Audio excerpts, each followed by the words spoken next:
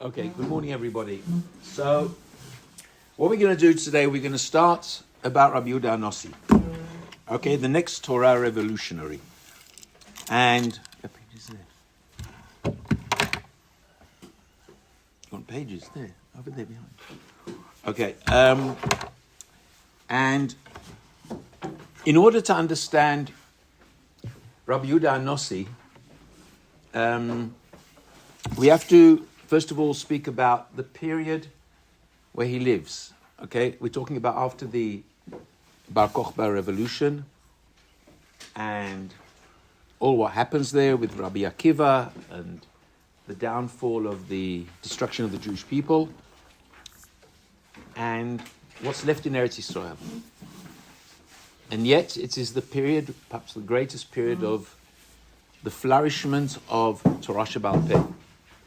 Talmidim of Rabbi Akiva are all people who managed to overcome all what they saw, and they're the ones who create for us all the Torah, which becomes the basis of the Mishnah.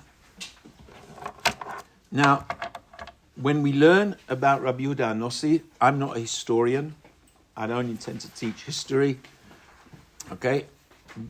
And what we're going to do is we're going to learn from the texts of Torah Sheba'al Peh and the great Rishonim who came afterwards to understand how to evaluate the work of Rabbi Yehuda Hanasi.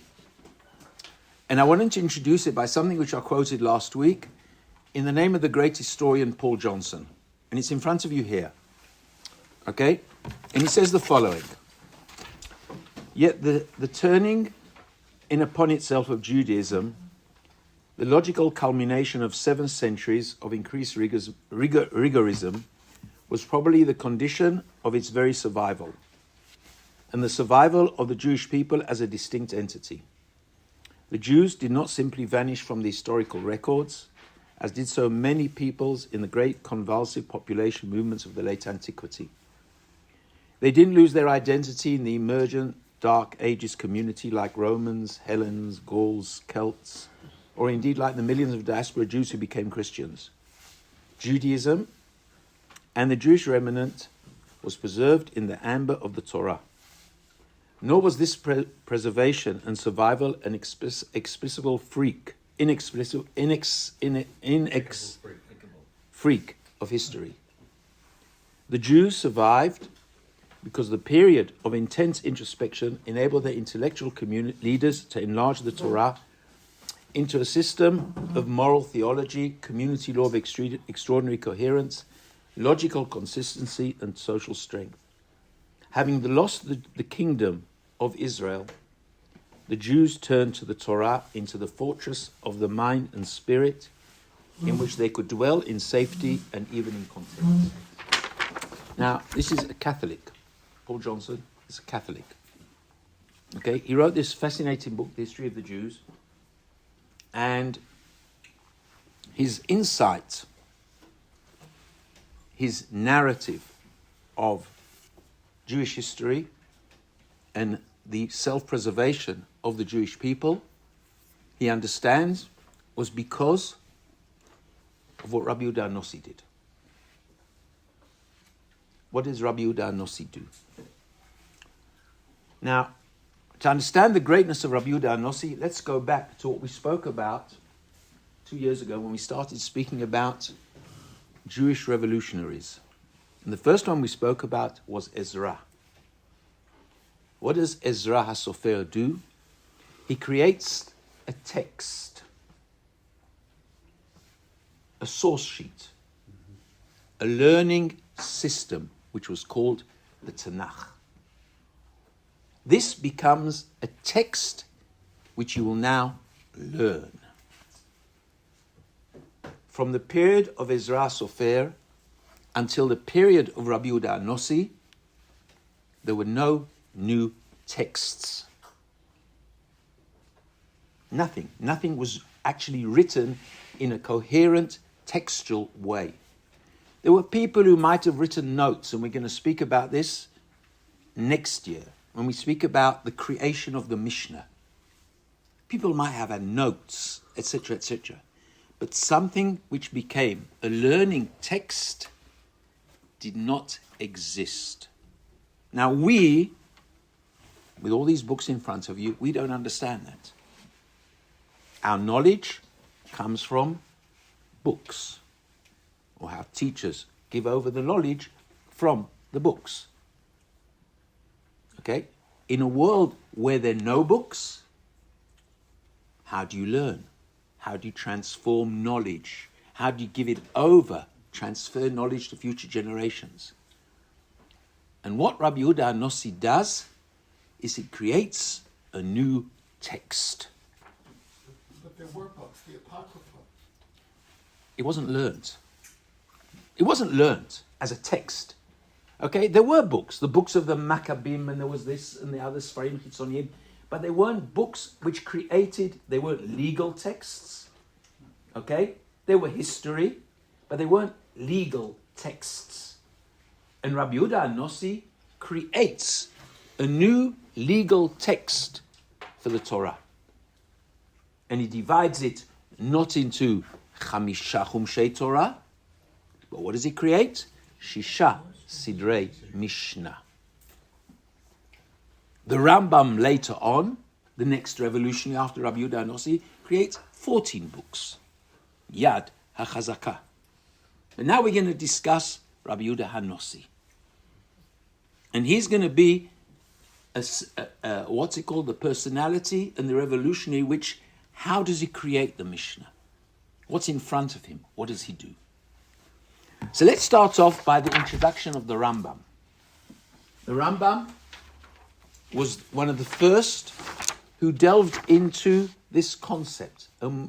One of the things which the Rambam in actual was, he dreamt himself as the one who will continue the work of Rabbi Yehuda Hanasi. Rabbi Yehuda Hanasi becomes his shadow.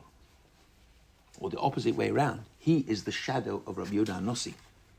Because the first book which the Rambam writes is what? The commentary on the Mishnah. He begins it when he's 18 years old. Okay? And he begins his commentary on the Mishnah.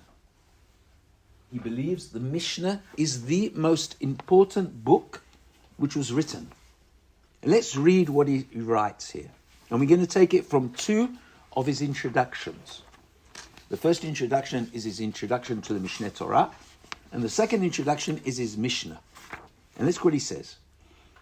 Rabbeinu Hakadosh chiber HaMishnah. U'mi'imot Moshe Rabbeinu. V'ad Rabbeinu Hakadosh lo chibru chibur. Shemelamdim oto berabim b'Torah she'ba'al peh. There was never a book which became a text. That becomes the foundation, the text of the Jewish people. Now, what do we mean by text? And let me give ourselves an example of what do we mean by text. Okay? It's transforming into a different language previous books. Let's give ourselves the best example. Okay? We all know of Shmir Shabbos Kilchosa, the famous book which was written by the great pupil of Rav Shlomo Zalman Auerbach, Rav Neuwirth. Okay, what does Rav Neuwirth do in Shmir Shabbos Kilchosa? He creates a new text for us. He doesn't use Shulchan Aruch like the Mishnah Brura and creates commentaries on it. He creates new text, new learning words, editing halacha into a different language. That's what Rabbi Yehuda Hanasi does. What does he do? He creates a new learning source sheets. That is the greatness of Rabbi Yehuda Hanasi. Shemelamdim oto berabim b'Torah she'ba'al peh. Ela b'chol dor v'dor, previous generations, Rosh Bet Din, או נביא שהיה באותו הדור, כותב לעצמו זיכרון השמועות ששמע מרבותיו. All what he does is he creates notes for himself, and he uses these notes to teach his pupils. What did Rabbi Yehuda Hanasi do? He created source sheets for every shir, which he gives, and you can take them home. It's a new text. וכן כל אחד ואחד כותב לעצמו כפי כוחו מביאור התורה מהלכותיה. ומדברים שנתחדשו בכל דור ודור בדינים שלא למדו מפי השמועה. And everybody wrote for himself notes. And we're going to show these notes when we discuss the Mishnah. But in line number 27, V'hu, what does Rabbi Yehuda Hanasi do? Kibetz kol hashmuot. He gathers all these source sheets. V'chol hadinim, v'chol habiurim v'aperushim, shesham'u mimoshe Rabbeinu, v'shelimdu bedin shebechol dor v'dor b'chol haTorah kula, v'chiber me'akol sefer Mishnah. What does he do? He creates a Mishnah, a text, gathering together on source sheets all the history of Torah Sheba'al Peh. That's why Rabbi Yehuda Hanasi doesn't write halacha. He often creates for us in the Mishnah differences of opinions. Why does he do that? That we'll explain also. But that's what he does. His ability to synthesize, to summarize, to build up a new learning process. V'shinanu l'chachamim barabim. Can I just ask? 1 minute, one more, 2 lines. V'nigle l'chol Yisrael v'katvu kulam. Everybody now copies the Mishnah. Everybody copies the Mishnah. They use that as the source sheet. V'ravtzu b'chol makom, and they became scattered all around the Jewish world. Line number 29. Kedei shelo tishtakach Torah sheba'al peh Yisrael. In order that Torah sheba'al peh will be transformed into a what? Into a written, coherent system. That's stage number 1. That's what he does. What do you want to ask? Stage number 1 is already writing it down, or is it compiled Ba'al Peh? Because, I'm sure you're going to relate to the problem of, yes, writing it down, not writing down Torah Sheba'al Peh. That's, why does he do that? And that's the next question. Why does he decide to do it? What are the reasons? Now, the Rambam now is going, not teaching us history, but what is called histographia. What is the objective? How do I see the objective of this? The reasons why Rabbi Yehuda Hanasi does it. Rabbi Yehuda Hanasi doesn't tell us why.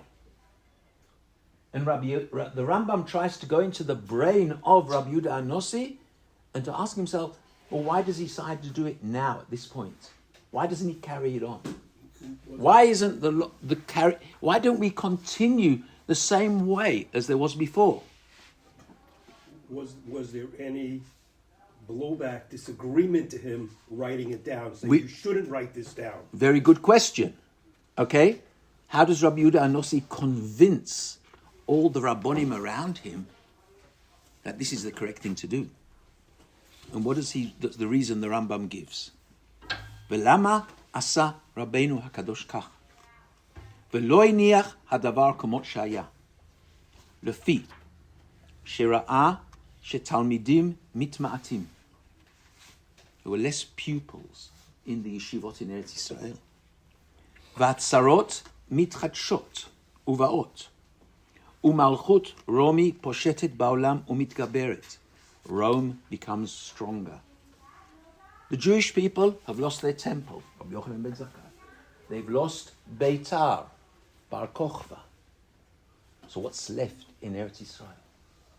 Zilch, nothing. The Sanhedrin has left Yavne. They've gone to Usha, they've gone to Bet Sha'arim, they've gone to the Galil. Southern Israel, Yerushalayim, Beitar, all this area is completely overtaken. The Jews have basically been thrown out. And where they're being thrown out to? The northern part, the Galil. And that's where Rabbi Yehuda Hanasi lives. Rabbi Yehuda Hanasi lives, is actually buried in Bet Sha'arim. It's a kibbutz in the Galil, Emek Israel. The Israel mitgalgalim volchim litzavot.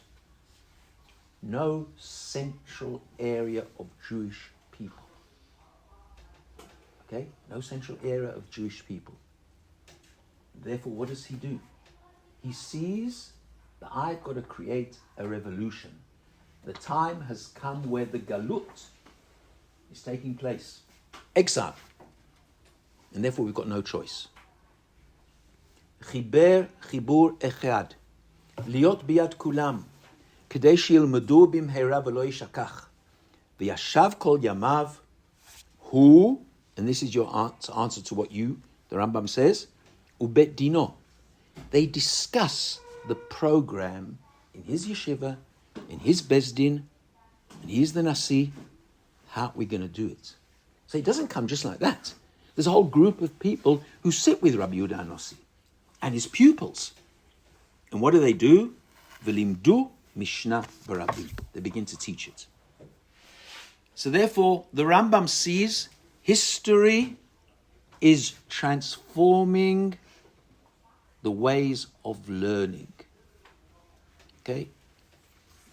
About 35 years ago, Professor Chaim Soloveitchik wrote a famous article on how learning Torah has changed. If before the war, many things were orally handed over, the war created a mass system of people who didn't have any Masorah left. There was no tradition left. And therefore, what becomes the tradition now? The books. Books become the source of tradition. Now, in the period, copy-paste that to Rabbi Yehuda Hanasi, there weren't even books. So how do I do it? What does Rabbi Yehuda Hanasi think? He thinks the only way to recreate and make Torah being possible to be learnt is a new text called the Mishnah. That is the plan of Rabbi Yehuda Hanasi. And that's why he's such a great revolutionary. He's needed in his time at a specific time for those reasons. Now let's go one stage further. Let's learn in the Rambam, in his Perush HaMishnayos, in his introduction to the Mishnah. Okay? As we said, the Rambam Mishneh Torah was written 25 years after he wrote his introduction to the Mishnah. He was a lot older. And let's learn his first book. V'kasher avar zman echreihem, line number 35.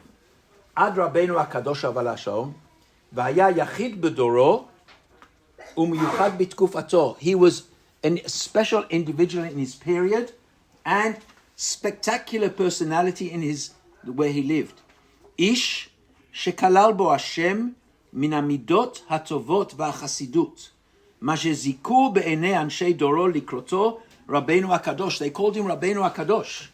Okay, now, to be called Rabbeinu Hakadosh is not a Hasidic Rebbe. He was, in the eyes of everybody, the perfect personality. והיה שמו יהודה, והיה בתכלית החוכמה ורום המעלה. כמו שאמרו מימי משה ועד רבי, לא ראינו תורה וגדולה במקום אחד. Rabbi Yehuda Hanasi was the one, and historically we know that, because in his 70 years when he lived, Rome and Israel relatively got on. They got on. The leader, the head, the one who was in charge of Eretz Yisrael at the time, became a personal friend of Rabbi Yehuda Hanasi. And that he realizes. And he says, now's the time when we can do that. I don't know what's going to be with the next general. I don't know. At the moment, it's good. Let's do it now. והיה בתכלית הענווה ושפלות הרוח והרחקת התאוות. He was a person who was the perfect personality. Everybody looked up to him. I'm going to jump down to line number 40, the end of line number 40. ולכן היטיב לחכמים ולתלמידים, וריבץ תורה בישראל, ואסף, and he gathers together כל הקבלות והשבועות והמחלוקות, שאמרו ממות משה עד ימיו, והוא בעצמו היה מן המקבלים. He was the one who also received. Now he goes back to it. Why? שהוא קיבל משמעון אביו. He receives Torah from his father, Shimon. מגמליאל אביו. משמעון אביו. מגמליאל אביו. משמעון אביו, מהלל אביו. Mishmaya v'Avtalian Rabotav, Miuda ben Tabai v'Shimon ben Shetach. All the people who are written in Pirkei Avos. Mishua ben Bracha v'Nitar Beli. There was a continuation of tradition, Rav to Talmid, Rav to Talmid. From line number 45, Ezra mi Baruch ben Neria, Rabo. וברוך בן נריה מירמיהו, וכך קיבל ירמיהו בלי ספק, מן הנביאים שקדמו, נביא מפי נביא, ועד הזקנים שקיבלו מיהושע ממשה. So therefore there's a direct tradition. Why? Because teacher handed over to pupil. And these people were responsible for handing over Torah Sheba'al Peh. The Rambam quotes 40 generations from Moshe Rabbeinu to the person who edits Talmud Bavli, Rav Ashi. 40 generations, 40 human beings, and he counts them to teach us. There was a direct tradition. And Rabbi Yehuda Hanasi is the 7th generation from Hillel HaZoken, line number 50. 55. Rabbi Gamliel HaZaken קיבל מרבו שמעון אביו, בנו של הלל הזקן, ורבי שמעון בנו קיבל ממנו, ורבי גמליאל בנו קיבל ממנו, ורבי שמעון בנו קיבל ממנו. זהו נקרא רבינו הקדוש. 7 generations. There are 7 generations from Hillel HaZaken until Rabbi Yehuda Hanasi. Now, the great Hasidic Rebbes, the great Hasidic historians, go into this in great detail. Because, please look in the end of line number 53, the Rambam is particular to write, Hinei nitba'er sheshivat hachachamim halalu, these chachamim, Rabbi Yehuda Hanasi to Hillel, heim mizera David. 7 generations. Now, what do we know about 7 generations? Huh? No, that's 10. 7 generations, Abraham to Moshe Rabbeinu. Abraham, Yitzchak, Yaakov. Levi, Kehat, Amram, Moshe. 7 generations. There is this pattern which HaKadosh Baruch Hu creates, and this is now not looking at history, but this is more what we call the philosophy of history, the planning of HaKadosh Baruch Hu in the world. And how does he do it? Let's start off. Says the Maharal, V'lekohen Midyan, Sheva Banot, has 7 daughters. Says the Maharal, Lama utzrach lomar minyan habanot. Now, why is the Torah particular to say that? Now, what is the depth of the question? The depth of the question is the following. Whenever we learn Torah, we often think to ourselves, it's written. It's just not written. It's not Moshe Rabbeinu writing it. HaKadosh Baruch Hu dictates, and that's what we mean by Torah min hashamayim. Torah min hashamayim means that every letter in the Torah, HaKadosh Baruch Hu dictates to Moshe Rabbeinu. Dictation. Bet, I'm saying to Moshe Rabbeinu, so to speak. HaKadosh Baruch Hu says to Moshe Rabbeinu, Bet, Resh, Aleph, Shin, Yud, Tav. Reshis. Bet, Resh, Aleph. And he counts the letters to him. Every letter is in that order. And HaKadosh Baruch Hu dictates it. Now, if HaKadosh Baruch Hu dictates every letter to Moshe Rabbeinu, and from that, words are created, why do we have to worry about how many daughters? HaKadosh Baruch Hu is telling Moshe Rabbeinu that he's got 7 daughters. Big deal. So what? Yes, what do you want to ask? I forgot. Okay, let's carry on. So therefore, this dictation of the Torah, and the one who delves into this in the most important way is the Rambam, when he speaks about the definition of Torah min hashamayim. Torah min hashamayim means that we believe, and it's a belief, because we've got no proof, okay, nobody was there, that HaKadosh Baruch Hu does that to Moshe. And if that is the truth, then we have to understand, why does HaKadosh Baruch Hu tell Moshe to write this in the Torah and leave out other things? Yeah. Remember the question. That includes Sefer Dvarim, which is... Yes, because HaKadosh Baruch Hu tells Moshe Rabbeinu after he said it, now you write it in the Torah. Remember, Sefer Dvarim is different. Every other Sefer, HaKadosh Baruch Hu tells to Moshe Rabbeinu to write these words. Moshe Rabbeinu doesn't create the words on his own. HaKadosh Baruch Hu creates the words. Sefer Dvarim works the other way around. Moshe Rabbeinu speaks, and then HaKadosh Baruch Hu said, I've got a recording, in inverted commas, of all your droshes which you gave in the last 36 days. Remember, Eila Dvarim comes from what? From Rosh Chodesh Shvat until the death of Moshe Rabbeinu. 36 days. Lamed Vav. Okay? Gematria, Ayeka, or Eicha. It can either be where are you or how. Okay?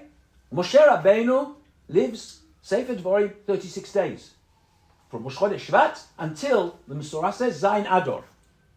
HaKadosh Baruch Hu, so to speak, records it. Records his talks. And then he dictates to Moshe Rabbeinu, what you said now, I am now going to dictate to you to write in Sefer Dvarim. Okay? That is the explanation of Sefer Dvarim. That is the depth of Sefer Dvarim. It's the language of Moshe, which HaKadosh Baruch Hu now, what does he do? He tells him to write it. So therefore the Amirah, the saying of it, precedes the writing. Whilst the rest of the Torah is the K'tivah, the writing, precedes the Amirah. Okay? Clear? It's a very important point, that. So what happens now? So therefore the Maharal asks, big deal that he's got 7 daughters. So what? Why do I need to know that? Says the Maharal the following. V'yireh, ki hashvi'it mekudeshet min hashar. 7 becomes a number which is spiritual. V'lachen timtza ki hashvi'i mekudash bayamim. 7 days. 7th month, Chodesh Tishrei. Shanim, Shmita. Kvaita vayikra Rabba, Parshat Emor. ובשביל זה הייתה ציפורה מיוחדת להידבק בגוף קדוש כמשה. And that's why she's the 7th daughter. She marries Moshe Rabbeinu. 7 guys. Explained one of the great Rosh Hashivas in America of Torah Vadas, Rabbi Yaakov Kamenetsky. He says the following. He says, there was no need scientifically to have 7 days in a week. There is a need scientifically to have a day. There is a need scientifically to have a month. There is a need scientifically to have a year. 24 hours, 29 and a half days, 365 days. But why do I need 7 days in a week? There's no need for it. What is it? That is a godly decision. That is a godly decision, says Rabbi Yehuda. He decided that we can have a cycle which is known as a 7-day week. Okay? When there's no reason for it at all. Pardon? There have been physiological studies that if you don't have a day of rest every 7 days, every 6 days, after 1 or 2 cycles, you're on the verge of collapse. Right. Okay. But that could also be because we've got used to it. No. Okay, HaKadosh Baruch Hu creates your body that way. Otherwise he wouldn't have called it Shabbat. Okay. Right. Okay, but that is the whole impact of the Torah is around 7 days. Let's carry on. Says the Midrash. Kol hashviyin chavivim ba'olam. All the 7 become pleasant in the world. Bedorot shvi'it. Chaviv Adam, Shet, Enosh, Kenan, Mahalel, Yered, Chanoch, Uchtiv, Vaitalech, Chanoch et Elokim. Chanoch, the seventh person after Adam HaRishon, he dies at the age of 375 because he doesn't fit into the picture. He's far greater than the rest. And HaKadosh Baruch Hu takes him away. It says, Ki lakach oto Elokim. HaKadosh Baruch Hu takes him away. He cannot live in that environment. Is there any air conditioner here? Air conditioner. Does it work? Does anybody know? Can we put it on? Because I'm actually boiling. Where's it? It looks like there's remotes on the wall over there. Harold knows. He's not here. This one? I'm not sure. It's in the back somewhere. Where? Where the electric board is. Open the window, but they're working. Okay. Told me it was on. I don't know where it's on. Okay. No. That's it. Sorry, I'll just wait. I'm just getting... Yeah. And people are beginning to fall asleep, and that's worse. It's definitely on. I can feel it. What? It's not on. It's on. It's on. No. Yes. No. I can feel it here. No, it's in that back panel that someone else. Harold opened it the last Good. week. If it's not marked. Harold knows which switch. Just keep, try them all and we'll find out which one. Oh, it's in the dark or something.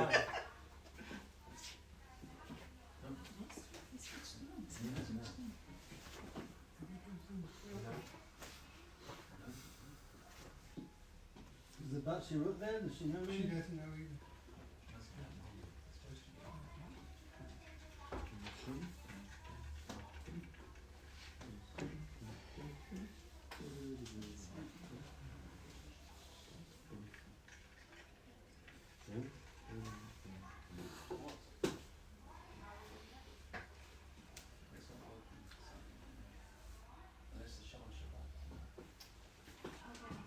Thanks.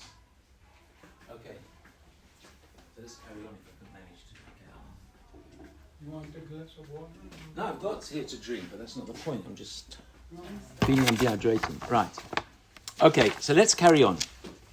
Okay, so the Medrash says the following. Line number 66. Ba'avot shvi'i chaviv shvi'i chaviv Abraham, Yitzchak v'Yaakov Levi Amram kat Moshe Uchtiv u'Moshe ala el Elokim. Next, בבנים השביעי חביב, שנאמר, דוד הוא השביעי במלכים. השביעי. David HaMelech is the seventh son of Yishai, etc., etc., etc. And we go through line number 70. בשנים שביעי חביב שנאמר והשביעי תשמטנה ונטשתה. בשמיטין שביעי חביב שנאמר וקידשתם את שנת ה-50. בימים שביעי חביב שנאמר ויברך אלוקים את יום השביעי. בחודשים שביעי חביב שנאמר בחודש השביעי באחד לחודש. הלל, Rabbi Yehuda Hanasi becomes the seventh generation, the pattern of the chosen ones. Why is that? What happens here? Okay?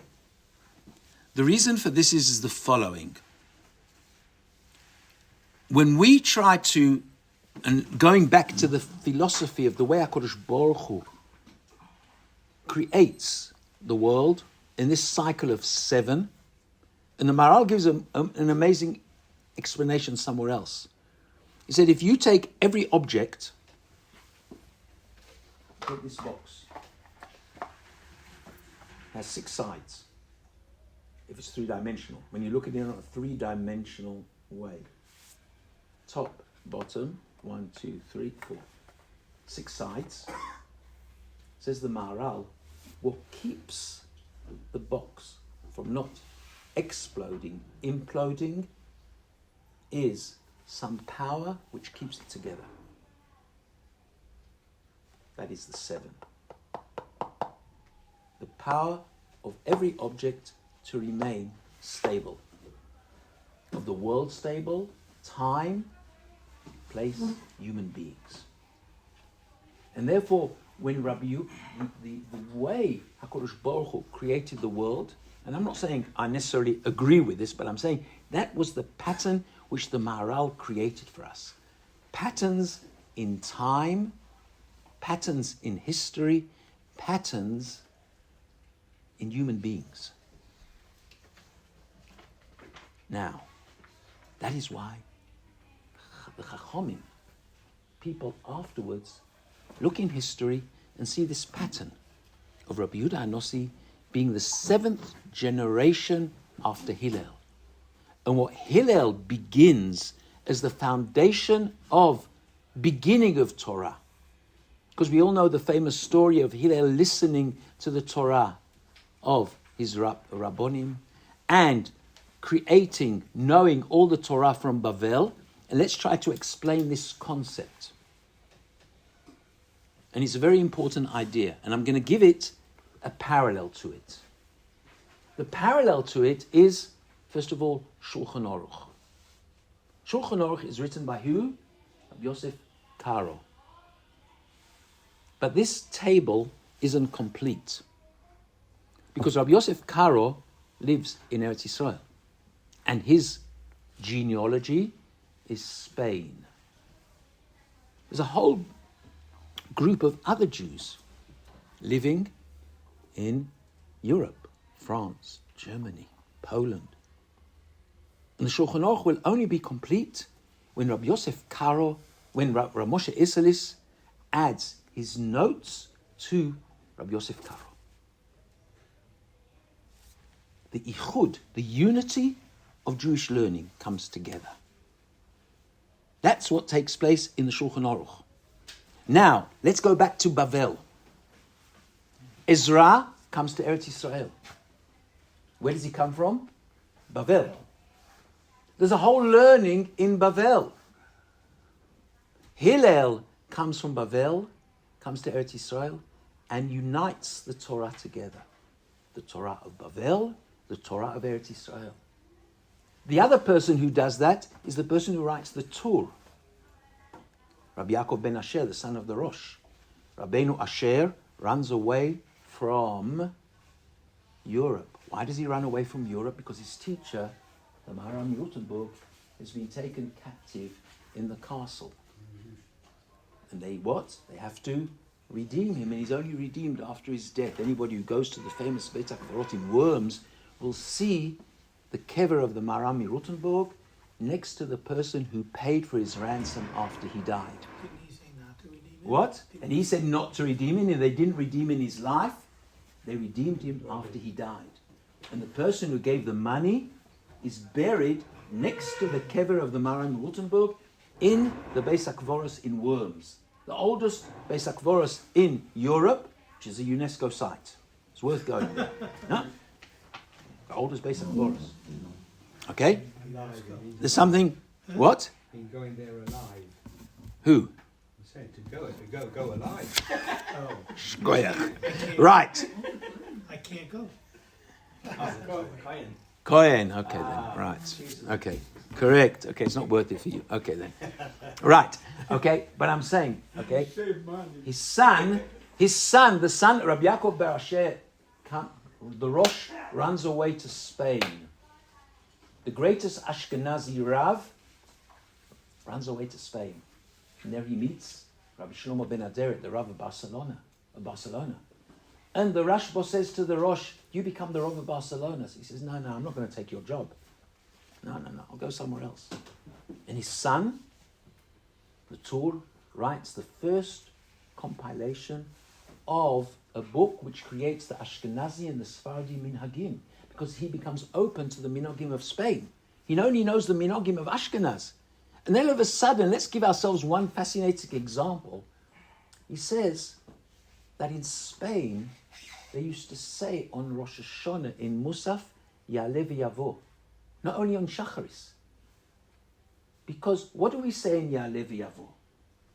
Ya'aleh v'yavo.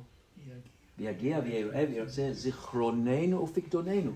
What is zichronot if not Ya'aleh v'yavo? So he says, this was an example of a new minhag, which I saw in Spain. That was the minhag. So therefore, what does now Hillel come? He unites the Torah of Bavel and the Torah of Eretz Yisrael. And this Torah, which is of Bavel and Eretz Yisrael, is handed over to whom? Rabbi Yehuda Hanasi. That's why the Shvi'i is so important. It's a unification of time. Moshe Rabbeinu gathers together all the Torah of Abraham, all the Torah of Yitzchak, all the Torah of Yaakov, of his father, Kahat, and he brings everything together.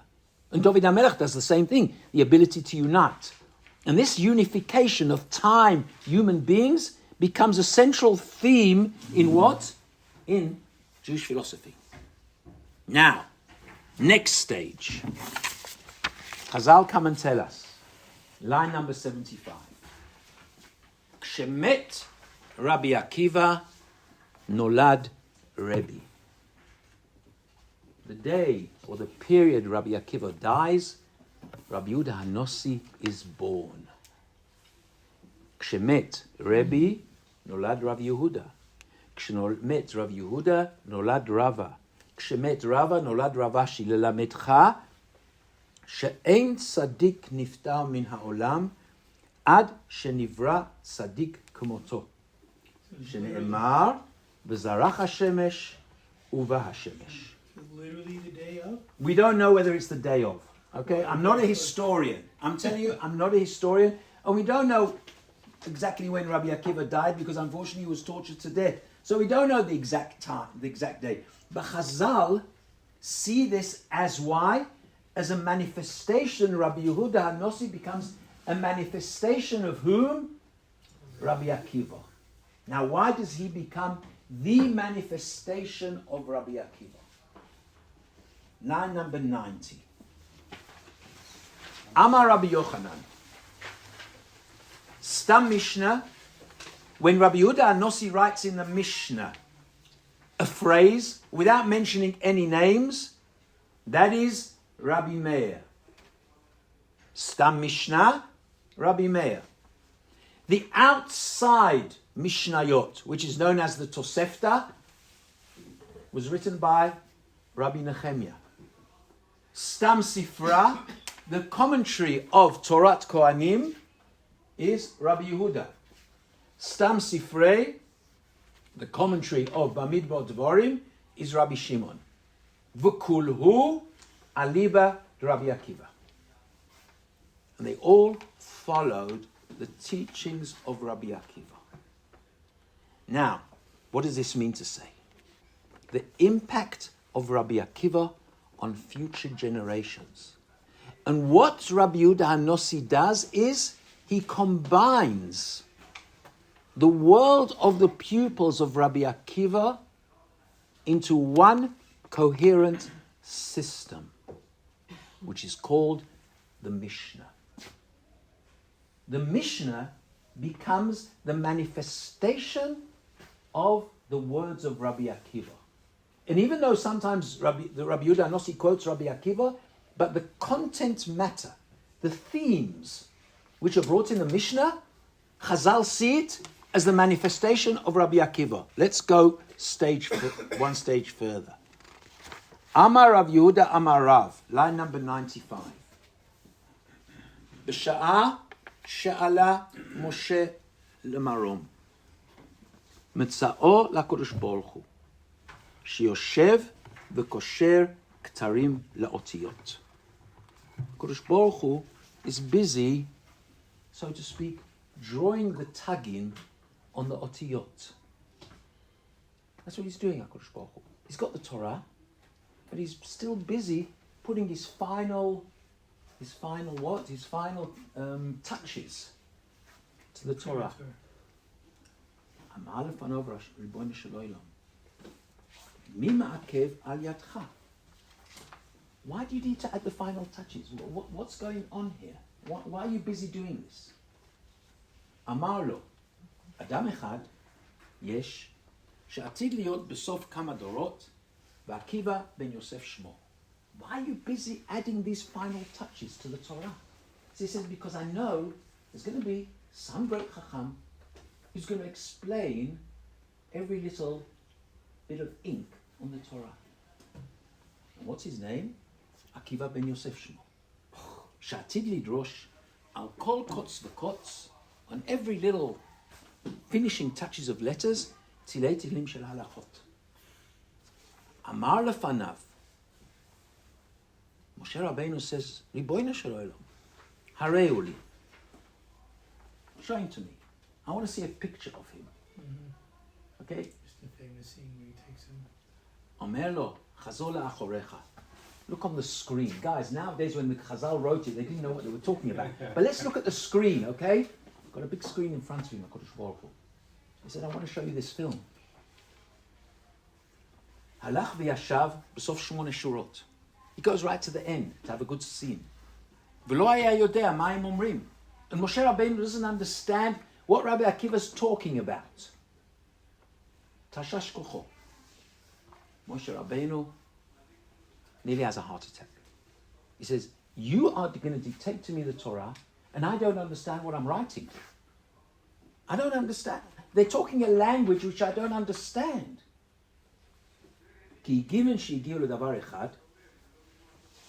they got to one subject, Amru lo talmidav, the pupils of Rabbi Akiva asked him, Rebbe, minayin lecha, where do you know this from? Amar lehem, haloch lo Moshe misinai. Comes from Moshe Rabbeinu. Chazar uva lifnei HaKadosh Baruch Hu. Amar lefanav ribono shel olam. Yesh lecha adam kazeh v'ata noten Torah al yado? If there's such a person who understands Torah in such a way, why are you giving it to me? Amar lo shtok. Keep quiet. Kach ala b'machshava. Don't ask me questions, it's my decision. So what is Rabbi Akiva and what is Moshe Rabbeinu? Moshe Rabbeinu is the artist of something which is written. He is the one who draws the letters, who writes the letters. And then comes the greatest interpreter of those letters. Now let me just finish 1 minute. He becomes the greatest interpreter. Why? Because not always does the person who writes understands what's written between the letters. Okay? You can come and say nowadays, my words were taken out of context. We all know that. Okay, the journalist comes along and writes something, he didn't understand. It was written in a way which, okay, we all know that. Especially nowadays when you've got mass communication. My words were taken out of context. Moshe Rabbeinu is the person who writes and creates letters. And Rabbi Akiva is the one who interprets them. Let's learn Reb Tzodok, HaKohen, and then I'll answer questions. Says Reb Tzodok, V'hinei hayesod mitorah sheba'al peh hu Rabbi Akiva kanoda. Comes from Rabbi Akiva, כמו שאמרו בסנהדרין, וכולו על יבד רבי עקיבא. וביבמות והיה עולם שמם עד שבא רבי עקיבא ושנאה. והוא דוגמת משה רבינו. He's similar to משה רבינו, עליו השלום. וגדול ממנו. והיינו דמשה רבינו עליו השלום, יסוד תורה שבכתב. He's the foundation of the written law. He gives us the foundations. ורבי עקיבא, יסוד תורה שבעל פה. The foundation of the oral law. והוא בן גרים. Rabbi Akiva comes from family who are outsiders. Now guys, we are all in the box. Rabbi Akiva comes from the outside. He sometimes looks from what? From out of the box. He thinks in a different way. And that's the advantage of a Ben Ger, says Rabbi Akiva, says Reb Tzodok. Sometimes there's an advantage. There's somebody who looks from the outside, like I gave you how we introduced the subject today. Paul Johnson. He doesn't look from a Jewish perspective. He looks from a Goysher perspective. and he sees things which we often don't even begin to appreciate. Rabbi Akiva has that, the appreciation of every single letter and the way it's written. ולפיכך אין צדיק מפטר מן העולם עד שצדיק אחר כמותו נולד. וזה מפני כהוויה שלהם בלתי הפסק כלל. It never stops. It is a circular, it is like a, what's it called, a spiral system going up and down, this complete connection between the beginning and the end. Only sometimes the spiral is on the top and sometimes it's at the bottom, but it's always connected. And that is why Rabbi Yehuda Hanasi is born on the day when Rabbi Akiva dies. The day when Rabbi Akiva dies, we think to ourselves, that's the end. No, it's not the end.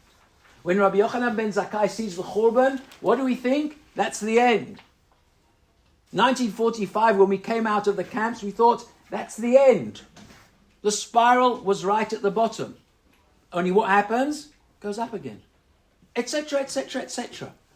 And that is the essence of what Chazal tell us, that when Rabbi Akiva dies, Rabbi Yehuda Hanasi comes into the world.